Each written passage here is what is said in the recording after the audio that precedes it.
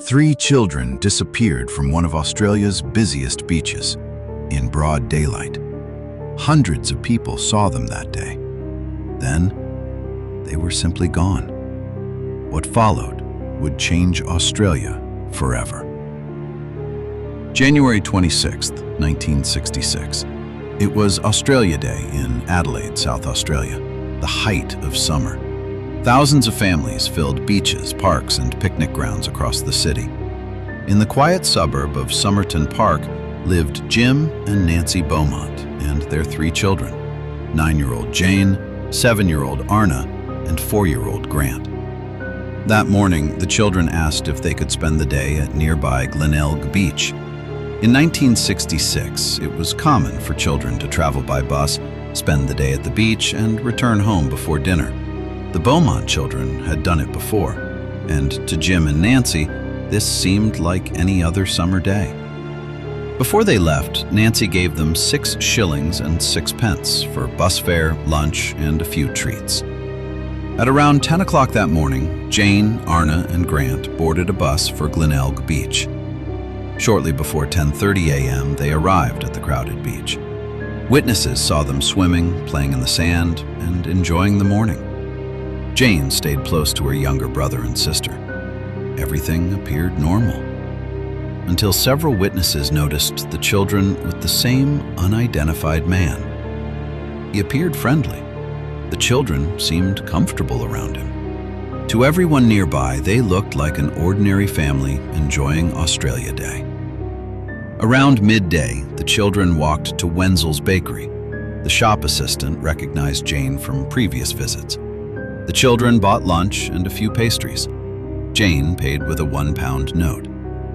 At the time, nothing about the purchase seemed unusual. Over the next hour, witnesses reported seeing the children at different locations around Glenelg. The times varied, the locations varied. Each account revealed only part of the story. Then, the sightings stopped. No one reported seeing the children board a bus home. By early afternoon, the trail had vanished. Back in Somerton Park, Nancy Beaumont waited for her children to return. The bus arrived. They weren't on it. She assumed they had missed it. The next bus came. Still, no Jane, no Arna, no Grant. By the time Jim returned from work, worry had turned to fear. The couple searched the neighborhood before making the call no parent ever wants to make. The Beaumont children were officially reported missing. Within hours, South Australia Police launched a massive search. Officers searched Glenelg Beach, nearby parks, public buildings, stormwater drains, and miles of coastline. Hundreds of volunteers joined the search as news spread across Australia. Detectives interviewed bus drivers, shopkeepers, beachgoers, and anyone who might have seen the children. Every statement was compared to reconstruct their final movements.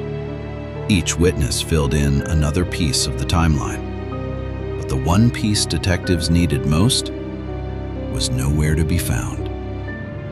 As detectives retraced the children's final hours, one detail immediately stood out. Nancy Beaumont told police she had given the children only 6 shillings and 6 pence that morning. But the shop assistant at Wenzel's Bakery was certain Jane had paid with a £1 note. It was far more money than the children should have had. Investigators believed someone had given it to them. That discovery changed the direction of the investigation. Detectives interviewed dozens of witnesses. At first, the statements seemed unrelated, but as investigators compared them, a pattern emerged. Again and again, people remembered the children with the same unidentified man. Finding him became one of the investigation's highest priorities. Police released a description of the man and appealed to the public for information. Thousands of tips poured in, but none led to the Beaumont children. Days turned into weeks. South Australia Police followed every credible lead. The investigation quickly became national news. The children's faces appeared on newspaper front pages across Australia. Radio stations carried constant updates. Police announced a reward. Thousands of tips poured in. Every credible lead was investigated, but none led to Jane, Arna, or Grant. Years passed. New suspects emerged. The most notable was Harry Phipps, a wealthy Adelaide businessman whose own son later said he believed his father was responsible. In 2013, police excavated Phipps' former factory grounds. The search made headlines around the world. Nothing conclusive was found. Other suspects followed. So did countless theories. Some believed the children were abducted by a lone predator. Others believed they were taken by an organized child trafficking ring. None of those theories has ever been proven. No suspect has ever been charged. No trace of Jane, Arna, or Grant has ever been found. Before the Beaumont case, children across Australia traveled alone without a second thought. After January 26, 1966, that freedom disappeared. The Beaumont children never came home, but neither did Australia's sense of safety. Nearly 60 years later, the mystery remains unsolved. For Jim and Nancy Beaumont, every birthday, every Christmas, every family gathering, there were always 3 children missing somewhere. The answer still exists. What really happened to Jane, Arna, and Grant Beaumont? Subscribe to The Dark Vault.